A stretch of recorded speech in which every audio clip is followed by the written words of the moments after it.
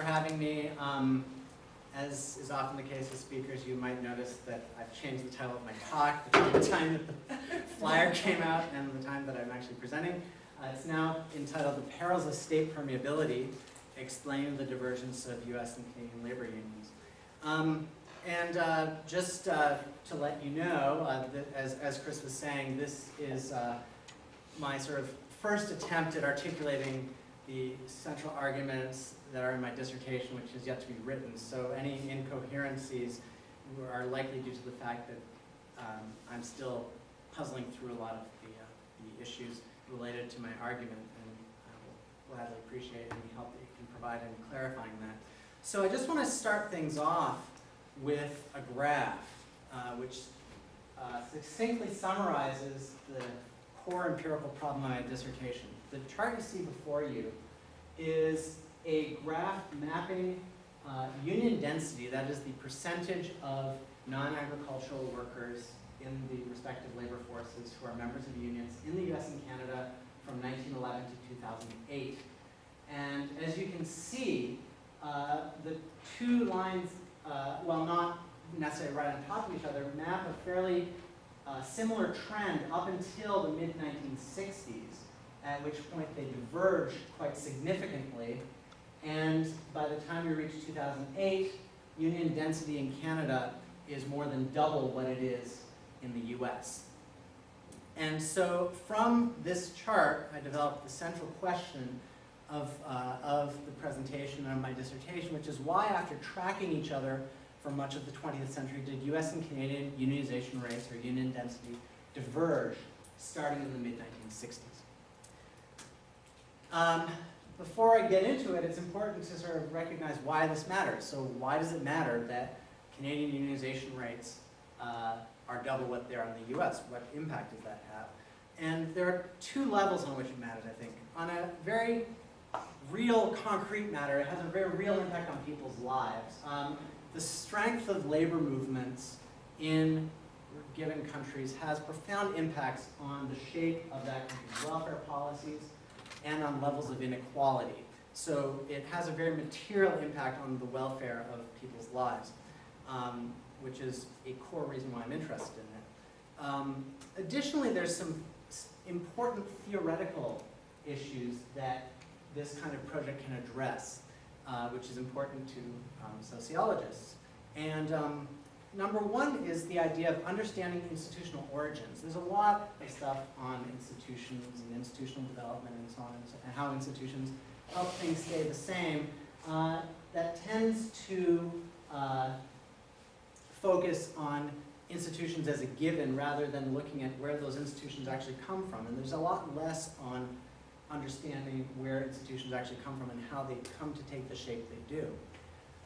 Also, this project is important for historicizing cross-national differences. If we think of the broad welfare states literature and things like Esping Anderson's work, Three Worlds of Welfare Capitalism, the shape of cross-national differences is taken as a starting point, as a given, from which you then look at how different social processes unfold, given that difference that's already in place. And this project actually looks at how those differences come into being in the first place. Finally, I don't need to necessarily explain this to a labor crowd so much, but for a broader crowd, the sociological study of unions is an important way of getting at these sort of major interactions between sort of major social categories such as state, society, politics, and markets. So that's a bit on why it matters.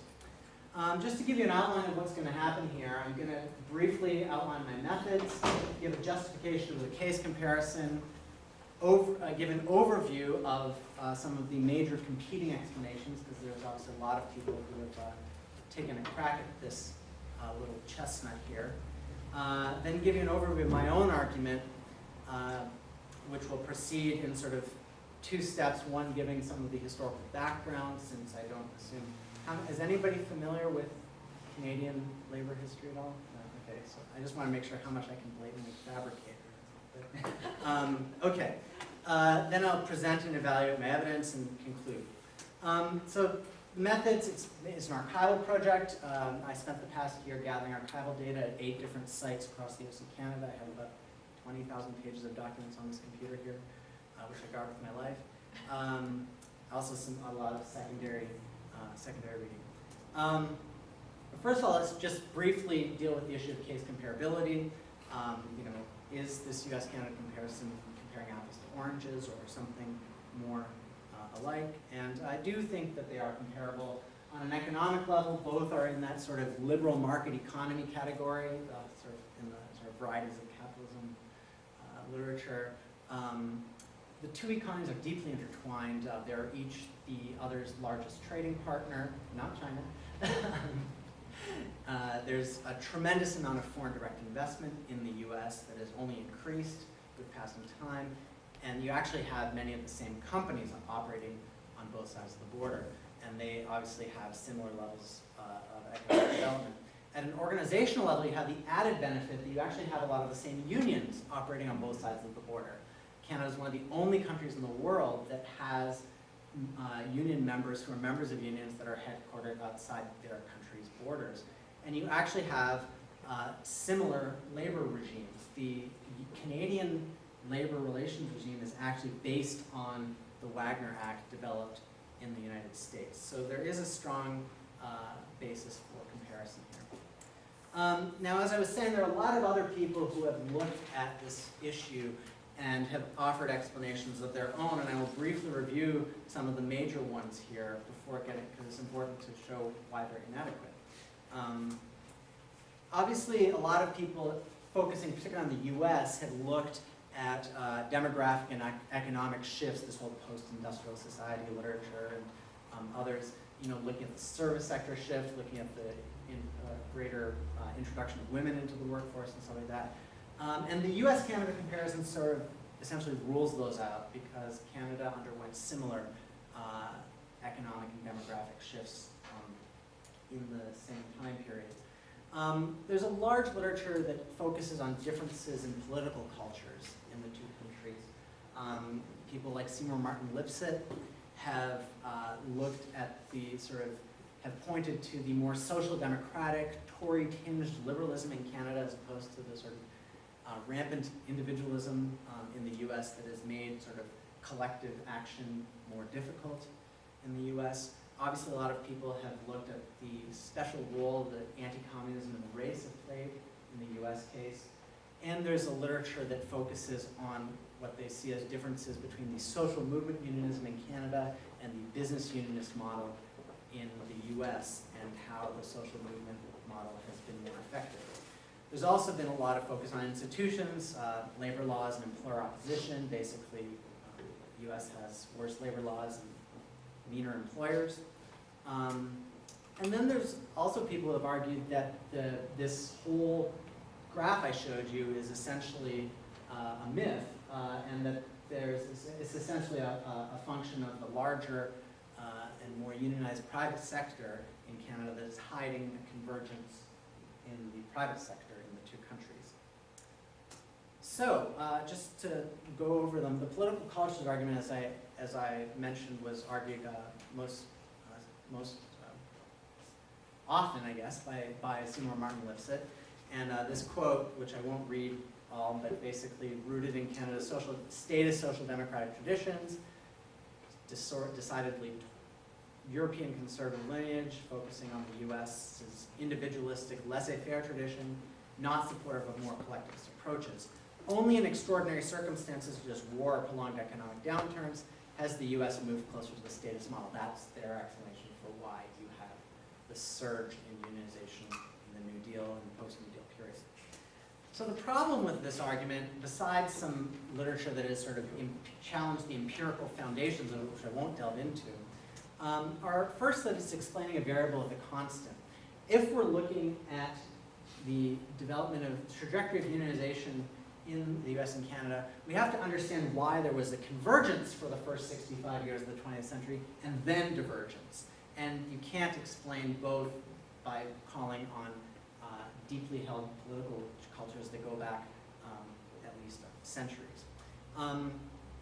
it's true that, or I will give to Lipset that the New Deal World War II period may have been exceptional in the history of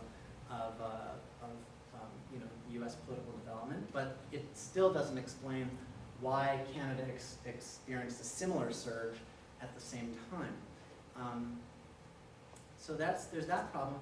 And there's also the problem of linking, of mechanisms that link these deeply held political values on the one hand to these specific policy outcomes. If you're going to tell me that deeply held political values and political traditions in one country lead to a specific outcome in unionization rates, you need to tell me how you get from point A to point B.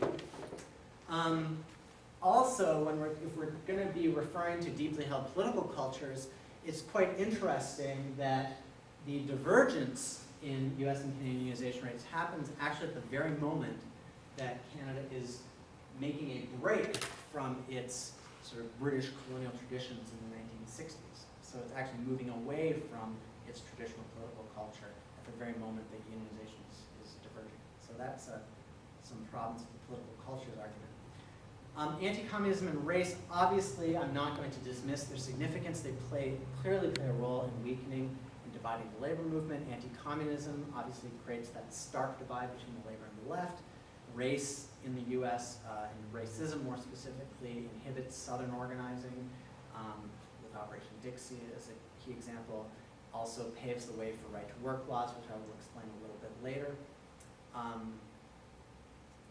But yes, anti-communism was present in Canada too. Here's some literature provided by the Canadian Chamber of Commerce of interest to Canadian employers.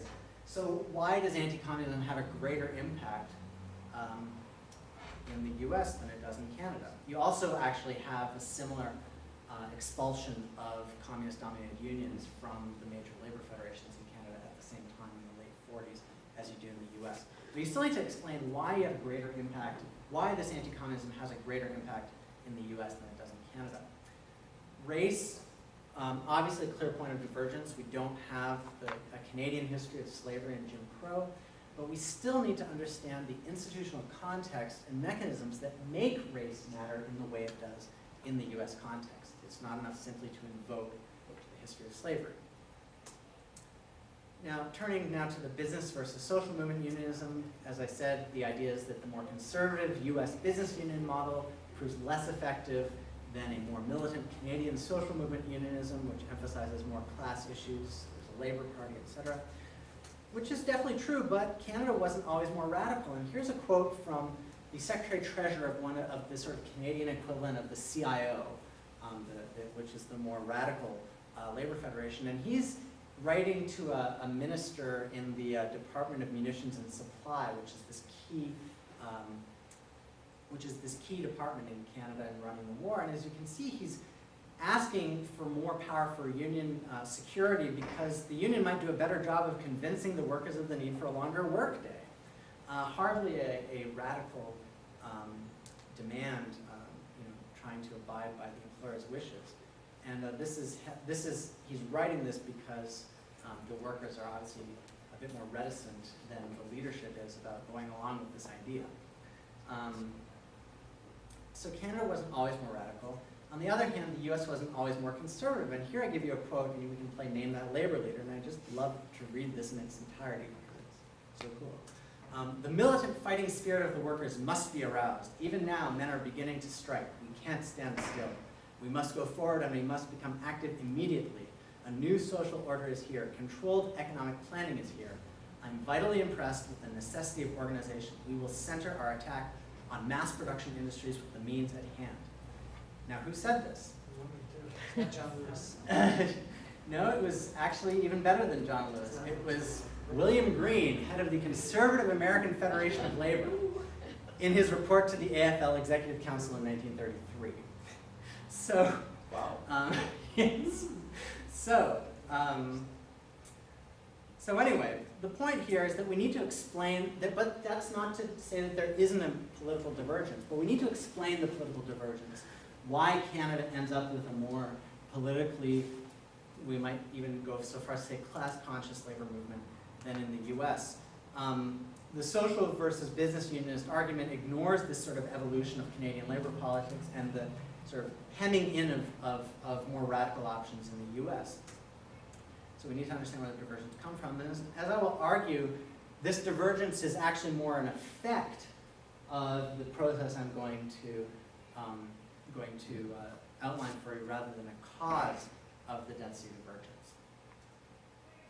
Now, as for the more institutional explanations for, better labor laws and less hostile employers in Canada, true enough, but it basically begs the question, why does Canada end up with better labor laws?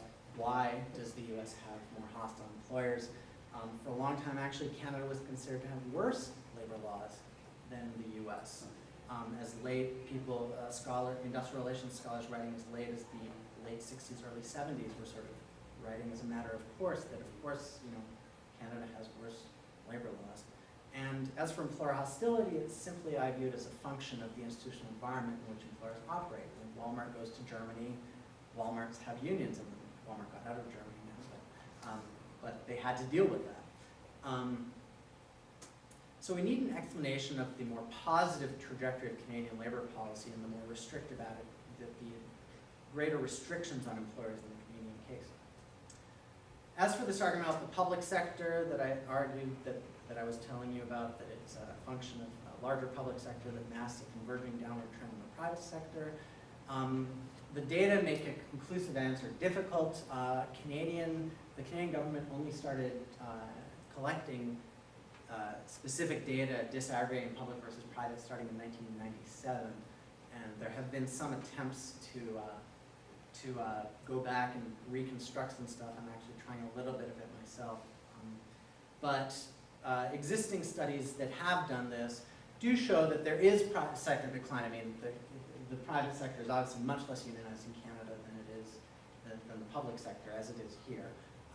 But the ratios are actually the same. It's still 2 to 1. It's like 18% versus like 7%, and it's 70% versus 30% for the public sector.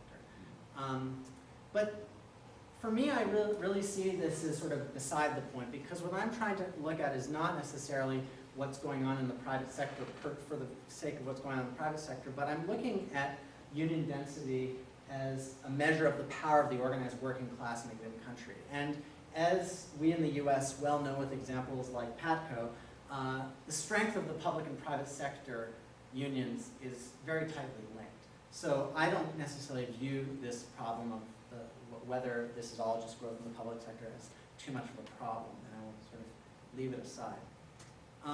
So let's focus on what the explanations that are needed. The unanswered questions we have are this question of why uniformity then divergence, why does Canada end up with better labor laws where our US employers are more hostile, why and how does race matter in the US case, and why does Canadian labor become more militant and progressive over time. And for me, the summary key question is really why does the US labor regime erode while the Canadian regime remains stable over time, which is going to be a key to a lot of these other smaller questions I listed above. So let's give an overview of my explanation. The focus that I'm going to have in this analysis is on differences in the degree of state permeability. And if you'll hold on, I'll give some definitions to clarify what I'm talking about in a couple minutes. More specifically, the idea is that state structures channel class conflicts in two different countries in different ways, which affects labor's class capacities in two countries. In the US, a more permeable state channels class conflict into cross-class partisan political activity, which has the effect of undermining class capacity, leading to labor regime erosion as reflected in union density decline. In Canada, the less permeable state blocks this possibility for cross-class partisanship, leading to a greater retention of class capacity, leading to greater labor regime stability as reflected in stability of union density. The empirical focus for the explanation will be on two specific facets of state permeability, one looking at the structure of parties and party alliances, another looking at the structure of state administrative bureaucracies. And this analysis will take place examining two key processes and historical moments. Number one, the formation of labor regimes in the two countries in the 1930s and 40s, and number two, the development and particularly the trajectory as it unfolds in the 1960s and 70s. So I told you I would explain some of these concepts. Let's first look at state permeability. Basically, by this I mean the degree to which non-state actors have access to state decision makers. In the U.S., it has a famously permeable state structure, as reflected by such institutional features as the constitutional separation of powers, a weak party discipline. There's a lot of sort of independent, as we see with the healthcare debate, there can be a lot of mavericks who can be going off on their own way. And a politicized bureaucracy, meaning that a large percentage of the administrative bureaucracy is staffed by political appointees in the U.S. This creates multiple access points for interest groups. If you're a lobbyist, there are a lot of people on your Rolodex you can call in government to sort of get your voice heard. Canada has a more impermeable state structure. There's a parliamentary system, which means that it has a unified legislative and executive branch. There's much stronger party discipline. The tradition in Canada is block voting on party lines, and which leaves less room for policy entrepreneurs and sort of little factions within parties. And you have a professionalized administrative bureaucracy. In Canada, everyone from the deputy minister on down is a career civil servant. So the only people that change when government changes in the Canadian bureaucracy are the ministers themselves, and they may bring a small staff with them, but it's a handful of people. This limits possible access points for interest groups, smaller Rolodexes for lobbyists. So that's state permeability. Now, this concept I threw out of class capacity, I get this from Eric Olin Wright's work, his book on class crisis and state, where he defines it that class capacities are defined by the social relations within a class which to a greater or lesser extent unite the agents of that class into a class formation. So it's differences within a class that affect the ability of that class to articulate and defend its interests. And the shorthand is sort of, like I said, the degree to which class-based organizations can articulate and defend their interests. I'm, for the purposes of this work, using union density as a sort of crude proxy for class interests. We can have a debate about what class interests are later, but for now I'm going to bracket those broader issues. So now on to the cases. So a little bit of background. First, just looking at what happens, what so-called before the law, from the 1800s to the 1930s. In the late 1800s, trade unions in both countries, the US and Canada, are decriminalized. Prior to that, they're considered criminal syndicates, and leaders are subject to arrest. The US and Canada have integrated labor markets for skilled workers, so the workers follow the work across the border, as the case may be, and the unions come with them. So that's how you get cross-border unionism in both countries. Labor relations are generally governed by common law, which in the case of labor tends to mean government by injunction. Unions try to do something, the employer calls up the cops or the military, they come and beat people up or shoot them or something.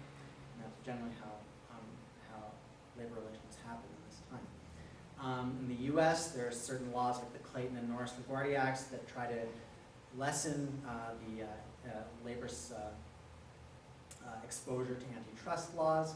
In Canada, there's a 1907 Industrial Disputes Investigation Act that restricts the ability to strike, provides for cooling off periods, meaning that there's if a union says they're going to strike, they have to wait a certain time period before they're going to strike. Certain conciliation, government-run conciliation mechanisms put in place to govern labor management conflict. The basic point here is that in this time period, prior to the 1930s, union density is generally driven by market forces, which fluctuates together, and the two markets, the US and Canadian labor markets, fluctuate together according to degrees of militancy and market power. Now, let's focus on actually the formation of the regimes in the two countries. First, the US. 1935 is the National Labor Relations Act, or the Wagner Act, which provides the foundation for modern labor relations in the US. Basic labor rights such as union recognition, mandatory collective bargaining. I need to do that. In World War II, the National War Labor Board grants U.S. unions so-called union security, providing certain mechanisms for unions to retain their institutional strength, such as maintenance of membership clauses and dues checkoff. If you need to know some terms, feel free to ask about that. 1947, as is well known, you get a backlash against the 1946 post-war strike wave, and you get this thing called the Taft-Hartley Act, which imposes some pretty draconian restrictions on labor unions. 1959, the Labor Management Reporting and Disclosure Act, or Landry-Griffin Act, imposes further restrictions. And in this entire time period, starting from 1935 onwards, you have interpretation of the laws by successive politically appointed labor boards, and protections are essentially whittled away over time. In Canada, the foundation of modern labor relations takes place in 1944 with Order in Council PC 1003, which is a war cabinet decree, so it's not a parliamentary act. It's based on the Wagner Act. It is codified into law in 1948 as the Industrial Relations Disputes Investigation Act, which provides a model for provincial-based laws. So most Canadian labor laws actually regulate at the provincial level. This only governs about 10% of the Canadian workforce. And this labor regime also provides basic rights, such as, but it does, similar to the Wagner Act, but it does have more restrictions on strikes and certification than the Wagner Act, but it also imposes greater employer restrictions. In 1946, out of the settlement of the Ford-Windsor strike, you get what's a judicial decision known as the Rand formula, which provides similar union security laws as you do in the U.S. with the National War Labor Board. So you get maintenance of membership and dues checkoff in exchange for mandatory government-run strike ballots and a duty of the leadership to police wildcat strikes. These fundamental principles established in the 40s remain intact today, although there have been adjustments, some tweaking around the edges via provincial legislation, but these fundamental tenets have generally remained intact. So how does this more permeable state work? So in the US, let's look first at the party structure. So the more permeable party structure in the US has the effect of allowing US labor earlier and greater access to political decision makers. They get incorporated into that sort of New Deal coalition with FDR, and they get quickly, a lot of people get put into important decision-making places and have the ear of the president.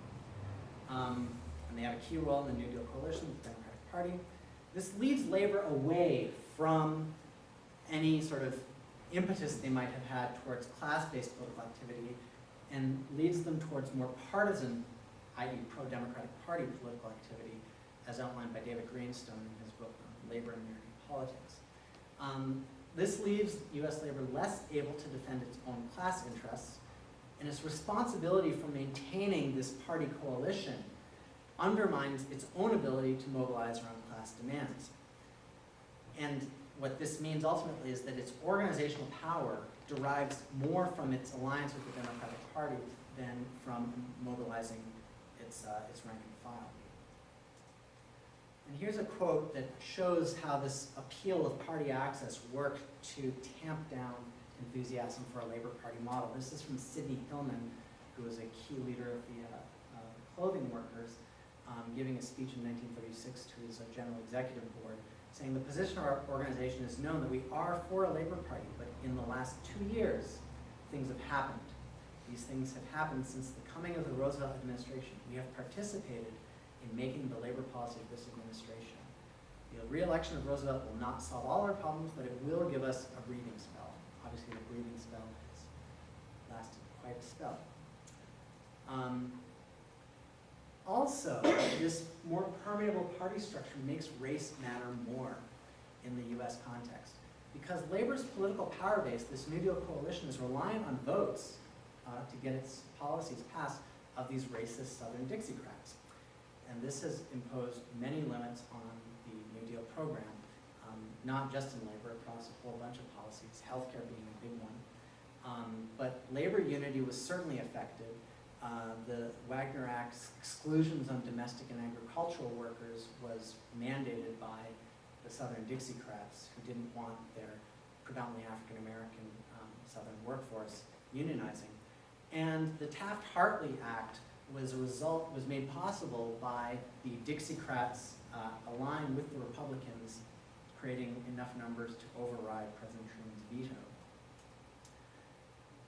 So that's a bit about party structure. Let's look at the administrative bureaucracy. Again, because the administrative bureaucracy is as politicized as it is, party access leads to administrative access in the U.S. system. So again, U.S. labor has earlier and greater access to political decision makers. This strengthens incentives for labor to pursue its alliance with the Democratic Party, but it also has the effect of putting labor on the hook for enforcing administration policy, as was made clear by Nelson Lichtenstein in his study of labor in World War II, where labor leaders were put in charge, in exchange for having this access, were put in charge of enforcing a no-strike pledge and speed up to encourage war production. And this had an effect of creating a starker divide between the leadership and the rank and file in the US case. Also, when we look at policy administration and interpretation in the US case, it's interpreted generally by political appointees in the labor boards, Department of Labor. So labor boards are obviously made up of Democratic appointees and Republican appointees. There's a lot of turnover in the departments when governments switch.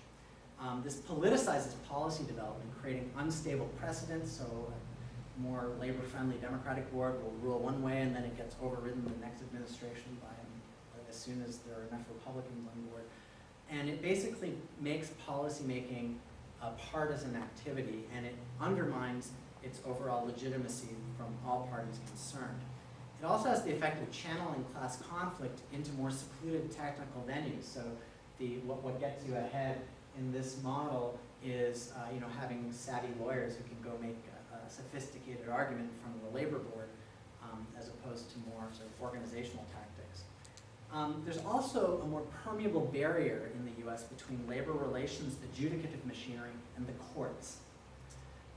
What this does is it has two effects. It subjects labor relations to property and tort law, so employers can go before the courts and make claims about how union activity is undermining their property rights or is a tortious act of some sort.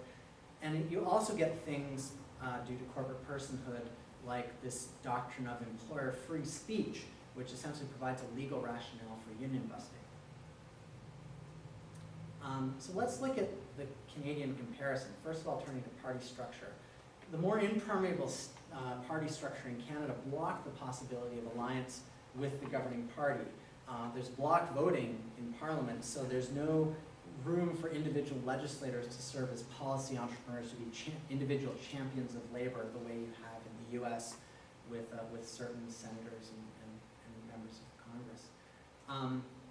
This led to a prolonged struggle for inclusion, and the Canadian labor movement only really wins industrial legality in the midst of a massive crisis in World War II, where you have this massive strike wave and a rising electoral threat from the left flank, led by this Cooperative Commonwealth Federation that I'll discuss a little bit more. And that sort of pressures the ruling party to accede to labor's demands under tremendous political and economic pressure. Which was the ruling party during World War II? Liberals. Okay. Yeah. For most of this, we're talking about the Liberal Party. Yeah. This had also the more impermeable party structure encouraged an alliance with the CCF. Contrary to most people's idea, the Labor and CCF actually had a fairly arm's length relationship up until officially 1943, and not really, the relationship was not really consummated in any significant way until 1949. So this was a process that was part of this sort of post-war period, not preceding it. The effect of all this was that the Canadian regime, while limiting labor's actions in important ways, allowed labor to retain a greater degree of class capacity. The partisan activity does not replace class activity in the Canadian case. The anti-communist purges in Canada, while they do take place, don't have the effect of eradicating class-based political organization. You still have the Labour Party, CCF, while you do have the expulsion of communist unions, there's no sort of anti-communist affidavit that actually removes official government recognition of unions. So for example, the United Electrical Workers, the UE, is able to function in Canada well into the 1980s as a, you know, I mean, they still exist in the US too, but they have like 40,000 members. They exist as one of the major unions well into the 1980s in Canada. So that's a bit about party structure. Let's look at the administrative bureaucracy. So unlike the US, in Canada, labor policy is administered and interpreted by professional bureaucrats and tripartite, meaning labor management state boards. This reduced incentives for seeking this kind of governing party alliance because there's a weaker link between party control and administrative control.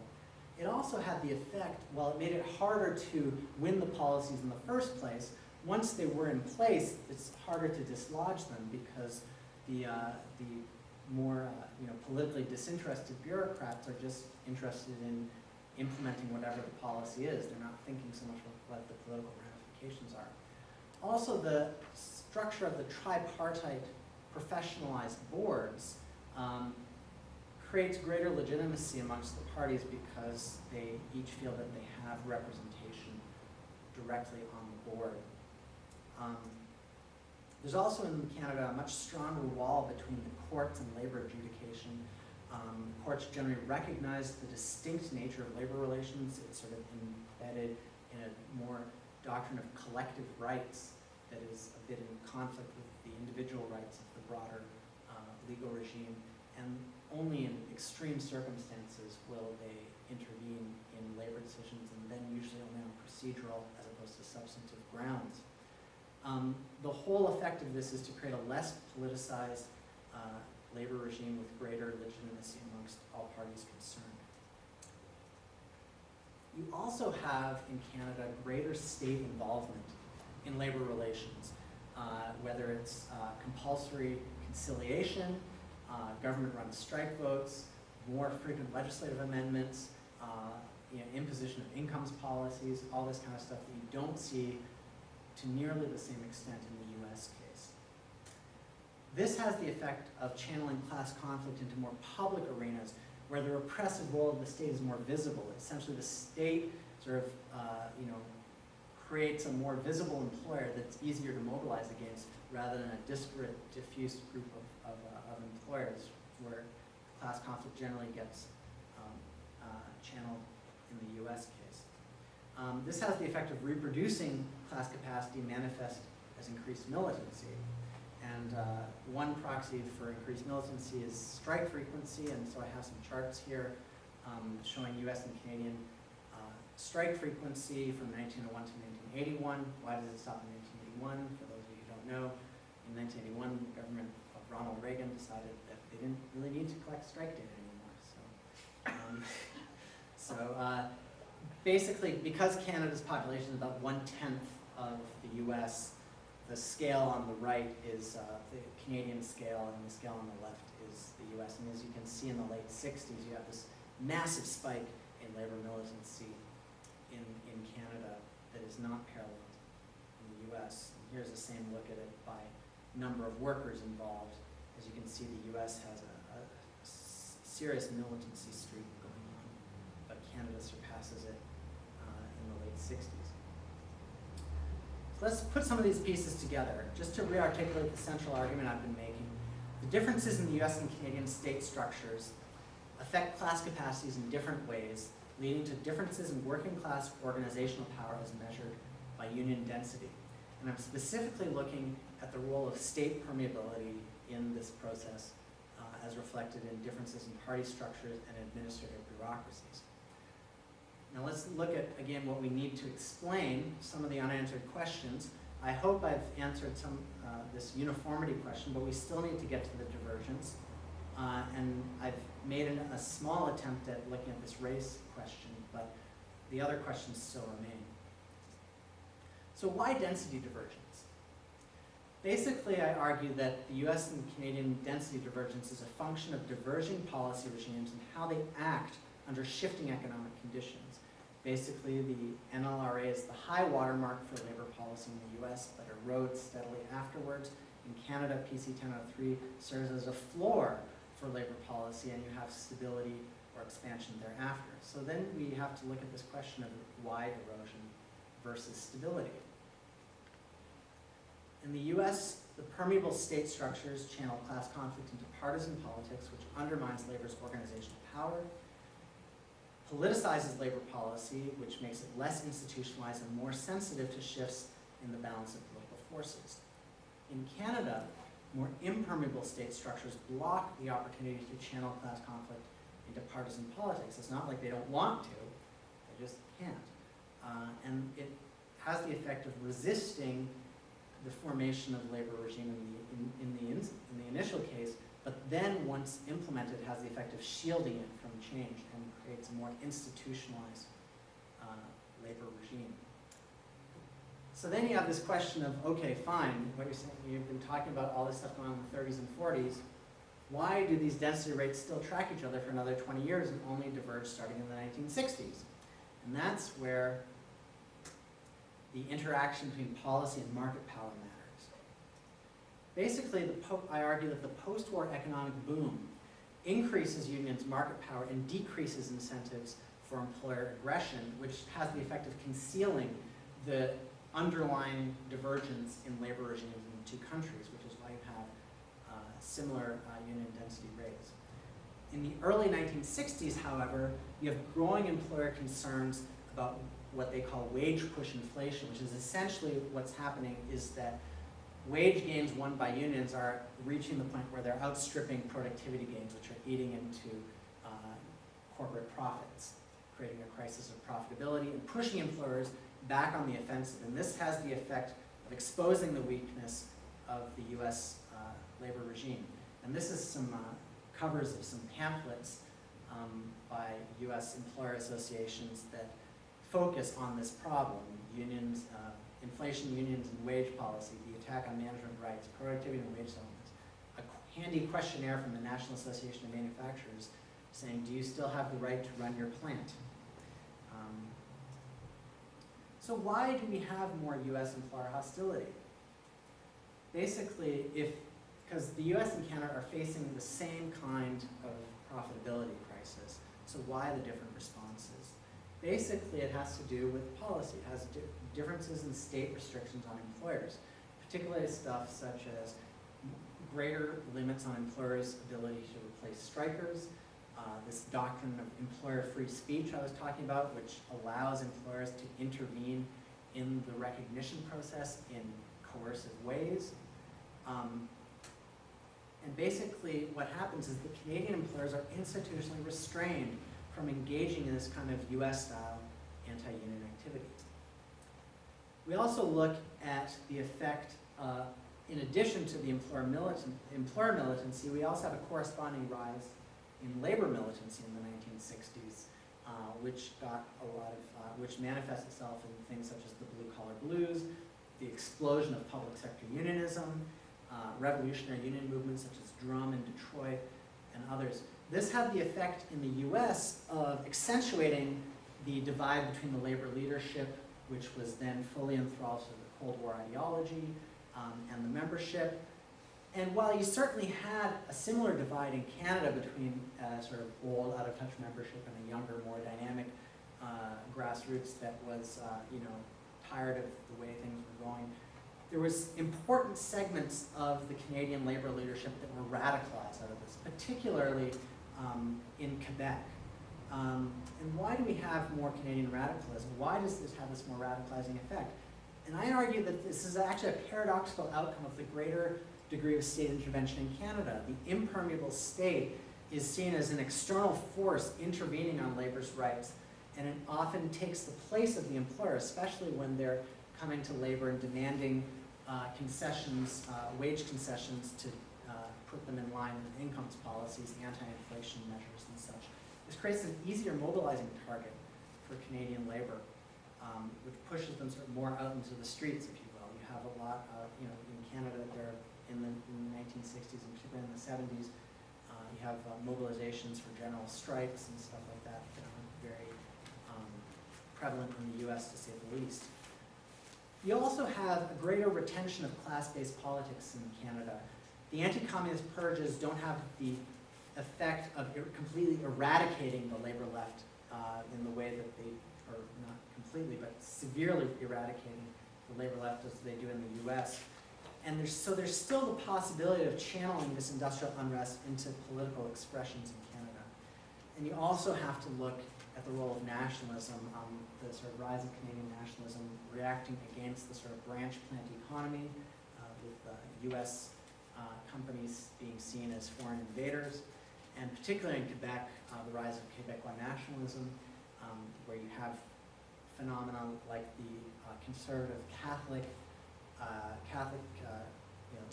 the coalition of, the CTCC is the Catholic trade unions in Quebec, which morphs in the 1960s into the Confederation of National Trade Unions, which is probably the most radical class-conscious labor formation existing in North America today. So, just to conclude, what I hope to show is, first of all, why this union density diversion mattered, why existing cultural and institutional explanations were insufficient, and to provide a more satisfactory explanation. Now, my proposed explanation focused on the interaction between state structures and class capacities and how they shaped labor regimes over time. Now, as for next steps, which we can deal with in discussions, is obviously looking at what this means in terms of labor's fortunes for today. But I will leave that for discussion. I welcome your questions.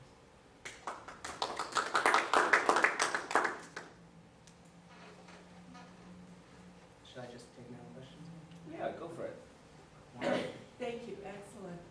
And I want to take a couple of questions and then answer, Oh. rather than responding to each other. So, go ahead. Well, thank you for UC Berkeley. I'm biased. I have two family members that did their undergrad work at UC Berkeley, so I have to put a plug in for them. Go ahead. The historical thing, what year did Canada become independent of the United Kingdom? 1867, technically. So it's 100 years Yeah. apart from us. I was just wondering if there was some impact in terms of culture at all. Yeah, the repatriation of the Constitution only happens in 1981. Okay, thank you. Well, wonderful. I mean, this is a very complex explanation, and it's very informative and historically kind of very detailed and fine-grained. So I really love the analysis. It's very persuasive. Now that you have an argument about state structure and you emphasize a lot the role of the state, sort of intervening and creating different kinds of labor regime, and also the nature of the state, which one is more permeable than the other. So following this line of argument, I was thinking in terms of the state's role in creating or regulating the labor regime. There's another part of the state that you didn't mention. I was wondering, and that struck me as a very big difference between Canada and the United States, which is the state's role in social reproduction and how that would impact on workers' participation in unions and what unions would do. By that I meant welfare. Welfare policies, yes. So, I mean, that whole part, if I was a worker in the US, and if I was a worker in Canada, I could imagine myself having very different inclination to participate in unions, because one is welfare state, and my wage employment, I mean, I'm not as dependent on wage employment if I were in Canada as here, because, because of medical and all these other issues that I feel more empowered. As a worker, I'm more inclined to join other workers, for example. Yeah. Well, one of the interesting things about Yeah, that's Okay. basically where I'm going, which is, theoretically, the state could intervene by way of shaping the ways labor power is reproduced, and not Yes. just directly into union or how how labor law would be implemented. Yeah. Well, first of all, I guess one thing to say is that some people would argue that certainly U.S. labor leaders, more conservative ones, have argued that the absence of a welfare state in the U.S. actually creates more incentive to join unions, because you get this sort of union advantage. But the broader point I want to make about that is that this is another example where it's important to historicize cross-national differences, because we think of Canada as a sort of social democratic welfare state. When we actually look at the development of the policies in Canada, they actually only have developed in the past 30 years or so. The national healthcare system, the pension policies and stuff like that. So that's actually a function of some of the same forces that are driving this density divergence. It's happening at the same time, and and the stronger sort of more insurgent Canadian labor movement is actually leading the charge in a lot of cases for some of the welfare state changes. So, I mean, I haven't. You're right. I mean, there's just so much to look at. I haven't really examined the welfare state. There's a book by Dan Barry that actually called "Differences That Matter," that does, so I did look at that. But yeah, I mean, it ultimately. I mean, it's an interesting line of inquiry, but it's ultimately just a matter of time and space. Right. It won't hurt your argument. What I'm going to say is that you may expand your argument about the role of the state, which is that, the reason why you get more radical unions in Canada is because the role of the state is not just at a point of production, but also in terms of influencing social reproduction of labor that actually reinforce this. Yeah, and I guess that's sort of another facet of this sort of greater role of state intervention. There's more incentive to sort of make demands on the state in the Canadian context, I guess. Demand also more, just you feel you're more empowered. Yeah. Because you're not as dependent on the labor market as one would in these Take more cases. risks. Yeah. And my second question has to do with, if I may, So we're small enough here. what is you didn't mention anything about the unions in these two countries. I mean, I feel like it's so structural, your argument, that it doesn't matter who's leading these unions, whether the strategy is organizing. I mean, only recently, in the past decade, did the U.S. union try to put emphasis on organizing, right? So would that really be, who's leading this Canadian labor movement, and what have been their strategy? Have they put lots of emphasis on organizing, or is that totally dependent on the structural kind of configurations that you mentioned? Is no leadership, no... Yeah, because one of the critique you made of the political cultures explanation is that it was static. The same could also almost be applied to yours, is that the state structure really wasn't changing drastically at all in this period, yet we have this huge historical divergence right after World War II, and it has this air of sort of inevitability.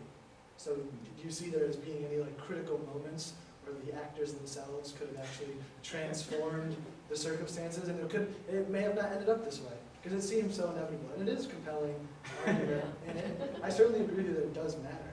I'm just guessing to what extent it's kind of... Yeah, no, that's Someone who's a agency union person, too. You come from a union background, I guess I expect a little more agencies, like corporation. Yeah, I guess I've become Harper specialist in my absence.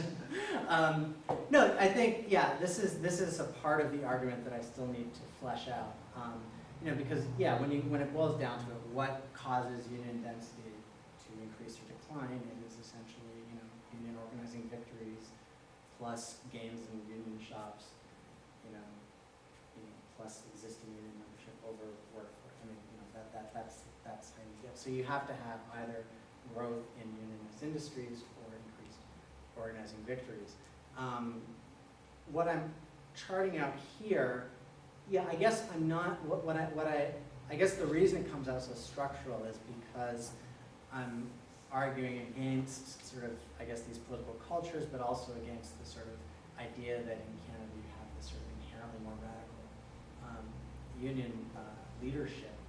And I argue that they're sort of more a product of their context than sort of any sort of inherent radicalism. But what you do have in Canada is the creation of a more favorable organizing climate. So, and you do have, and because you don't have as much of the eradication of the left leadership, you also have a leadership that becomes more aware of, it was interesting actually, in my research, in the U.S. actually, there are people inside the AFL-CIO who are expressing concerns about the decline in union density almost as soon as it starts happening in the mid-1950s. You have reports from the AFL-CIO organizing director to George Meany in the 1961 saying, density is declining, we need to do something, here's a strategy for organizing. And of course, as we know, Meany wasn't as concerned about these matters as his organizing director was. And so they came to naught. Whereas in Canada, I believe there was a more receptive attitude toward this stuff and a greater willingness to pursue those strategies. However, they were also happening within this context that was more favorable, which had particularly these greater restrictions on employers. I think the more I've studied this, the more I think that this employer free speech doctrine has really been the key to the sort of anti-union offensive in the U.S. And more than this EFCA stuff, I think that removing employer free speech provisions would do a lot more to help unions. So I guess yes. I guess my half-assed answer at this point is yes, agency matters and leadership matters in these cases, but it's happening within these diverging structural contexts. Chris? Okay, well, sort of a set of really related questions. And you spoke to this to some extent, but one obvious question is, okay, so the political structure is permeable in the United States, and Sidney Hillman says, gee, we've got Roosevelt's ear, we're sitting in his cabinet meetings. Why didn't they figure out, by now, that it's not working anymore? It's like, I could sort of point to the years where you might have said in 1947, you might have said it's not working anymore. In 1968, you might have said it's not working anymore. In 1977, in 1994, and finally, in the 2000s, you have Change to Win saying we have to shift emphasis to organizing, and now 4 years into Change to Win, SEIU has laid off half its organizing staff and has poured money into political campaigns. So it's like, why isn't the U.S. labor movement learning? And part of the answer could be that there's just not enough left tradition left. They don't know what else they can do. But I'm curious what your answer is. Then I also wanted to sort of pick on you on a couple of other points. One is there was like one bullet point where you were basically, I just want to play this back to you because it said, well, because there's these politicized appointees instead of technocrats, you get ahead by having savvy lawyers. It's like, huh? Wouldn't you get ahead by having lobbyists and political mobilization so you can affect this politicized process? And so I think that in fact unions have invested a lot in savvy lawyers, but I don't think that quite follows. And I think the other side of the equation is permeability works for both classes. And so if you've got a politically permeable system, then I think part of the implicit story here is it was permeable by business, and so that in fact the Wagner Act was essentially gutted by the practice of the National Labor Relations Board as the anti-union offensive began. And so I think that it's just, you place the emphasis on labor sort of putting its marbles on, or putting its chips on this approach and losing, but the other thing is that the permeability allows business to then sort of shift the environment in its favor. And then making a completely different argument, okay. It seems like you almost just gave it away in your last comment, in the sense that you almost made it possible to resuscitate the political culture argument. Because I think you can say, okay, Canada has this more conservative collectivist political culture. And what that means is that when it starts to matter, when the post-war boom ends and employers are trying to figure out how to shift the economic balance, there's sort of a collectivist inertia in Canadian labor law, but there is not in U.S. labor law, which is open to individualist attacks by the courts and by a political offensive from outside. And it's just a political culture that only kicked in at a particular point when the economics sort of sharpened the conflict. So it's a completely different counter-argument, but I'm just throwing a few different counter-arguments out there to see what you have to say. So there's, why is labor so enslaved to the Democratic Party? Yeah. Why why do they exhibit battered wife syndrome? Yeah. Why, and then the second one was about The business the business. taking advantage of the business permeability. And the third was this whole political culture argument. Okay, so the battered spouse syndrome problem is something that a lot of people have written about. You know, basically, you know, I mean, there's a lot written about it. I mean, like what I argue is essentially that I sort of hint at it, or I pointed at it at certain points in the talk, with this idea of where labor derives its organizational power from. And essentially, you know, this is, and I'm drawing here on, and I don't know how many of you are familiar with this article by Offa and Wiesenthal about two logics of collective action. We're basically looking at, you know, how the logic of collective action for working class organizations is different than it is for bourgeois organizations. And essentially, what happens in the U.S. case, I argue, is that this incentive to pursue this alliance with the Democratic Party, basically this illusion of access, if you will, you know, once labor sort of decides to, you know, throw its alliance, create this alliance, the alliance has the effect of undermining the class capacity of the working class organization. And so their organizational power comes from further strengthening the alliance. So the alliance with the Democrats basically becomes the way that labor gets ahead, if you will, even though this proves time and time again to be an imperfect at best means of getting ahead. But you know, because this alliance has the effect of not reproducing class capacity, essentially, you know, they don't have anywhere else to go. They can't they don't feel that they have the, you know, organizational infrastructure to sort of mobilize in a different way. I mean, you know, that's sort of a, you know, an imperfect answer at this point, but it's something I need to flesh out more. As for the business permeability, you're absolutely right. You know, I think that is the flip side. Okay. You know, that you know, labor has access, but business has a lot more access, and so when they're sort of fighting it out, you know, business, you know, it's precisely because, you know, labor is put into this cross-class coalition. So they are in this coalition with certain segments of the business class and so on and so forth. They don't have the ability to sort of have a more independent expression of their interests in the political realm. And so they get drowned out because, you know, business, you know, runs both parties, as we know. And then finally, the thing about political cultures, I would somewhat contest that. You know, as I was saying in my presentation, the Canadian labor movement was not, you know, did not always have that radical strain. I think that they had, they were radicalized in this period of the 1960s.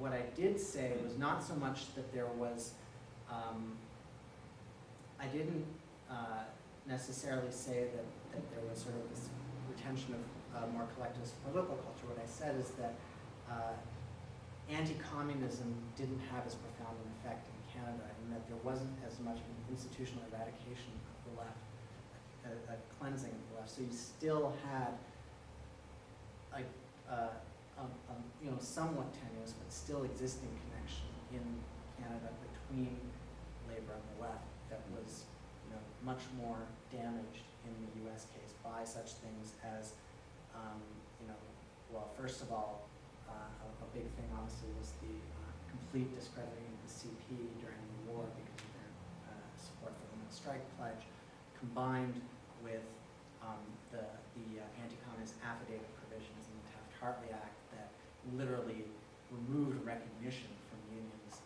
that were found to be communist dominated, which you did not have in Canada. So you had the expulsion of these unions, but that just meant that they continued to operate independently of the federations. And there's actually a long-standing tradition in Canada of independent unions that operate independently of the federations. And there's actually a lot more competing federations in Canada than you have in the US. This is a more historical question. Was the expulsion of the left in Canada the same, so the state wages an attack on both of them? But was the bitter internal struggles quite as severe as it was in Canada as it was in the US? Oh yeah, oh yeah. No, there's a book by Irving Abella you can read called Nationalism and Communism. That's a pretty huge critical juncture in the U.S. In Yeah. 1949, when they kick out No, it's the possibly exact same year. the most radical and best, highly mobilized unions, including the unions you mentioned. Yeah, no, that's exactly what happened. It's the exact same year. It's 1949. 1949, the same Yeah, year. yeah, it happens in both countries in the same year. What about also another historical thing? John Lewis, I know, was one of the proponents of not sort of engaging in the Democratic Party or like being incorporated in the same way as a lot of the labor leaders were saying. He was sort of a maverick in that sense. Yeah. I guess like understanding those struggles would be helpful in sort of the extent to which you're saying like when it's activated, when do state structures get activated, which depends on sort of the internal struggles within the left. Yeah, yeah. And so, John Lewis was defeated somehow. They basically decided to.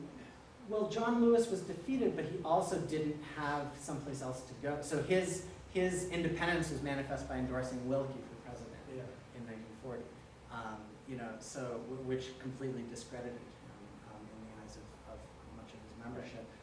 So he, you're right, articulated more of a class independence point of view in the U.S. context. But the sort of political structure, the impediments to, there wasn't a third party for him to go to. There wasn't, so it expressed itself in this kind of distorted way. I think it works out well. Actually, you mentioned the Cooperative Commonwealth Federation. I don't think you ever said New Democratic Party. So could you sort of talk about that evolution and the role that the NDP has played in this whole process? Yes, okay. So basically the Cooperative Commonwealth Federation was formed in 1933 by basically some agrarian populists and some sort of, what we could call sort of utopian social democrats, sort of intellectuals. Does not have a relationship with labor up until 1941, I believe, when the Canadian Congress of Labor, which is the Canadian analog to the CIO, passes a resolution at its convention sort of endorsing the CCF and saying that they're on our side, basically. But it's not a formal alliance necessarily. And there's the Communist Party in Canada actually is vehemently opposed to this because they believe in supporting the Liberal Party during the war, much as they support the Democrats and Roosevelt during World War II. And they also oppose it because the CCF is the main competition to the CP on the left, so they don't want the Labor Federation formally endorsing the Social Democratic Party. It's only in 1949, when you get the expulsion of the CP, that you get a tighter relationship between Labor and the CCF. And that's sort of when they sort of formalized their alliance. And then the CCF continues on and sort of falls on hard times in the 1950s. And there's a rethinking process that goes on. In 1961, the CCF reconstitutes itself as the New Democratic Party, which at that point, when the New Democratic Party is formed, at that point it is a bona fide Labour Party where there is structural alliance between the Canadian Labour Congress and the New Democratic Party. They have official representation on party boards, not just the fact that it so happens that Labour leaders are, but there's there's a spot on the board, several spots on the board for CLC reps. And so that is, again, part of the sort of growing radicalization in Canada at the time. And and they, I guess, I don't quite know where to go after that, but that's sort of how you get from the CCF to the NDP. Do you want me, is there something you want to beyond that? But I suppose the other thing to say is just that the NDP, despite some provincial victories, has always been a minority party. So Yes. there's not the same issue of we're going to ride this horse to control the national government. I mean, for Yes. better or worse. Yes, except that the NDP at critical moments has held the balance of power in minority government situations, which has led to important sort of victories for labor at certain points in time. Okay. Whether whether it be refraining from government intervention or so on and so forth. You also later on, of course, have in the 1990s the example of new democratic governments, becoming the neoliberal attackers on labor in Ontario in particular and others. So that's a whole, the Canadian social democracy in Canada has followed the trajectory of social democracy worldwide. Okay.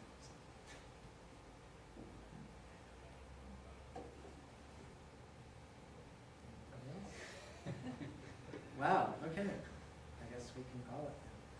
All right.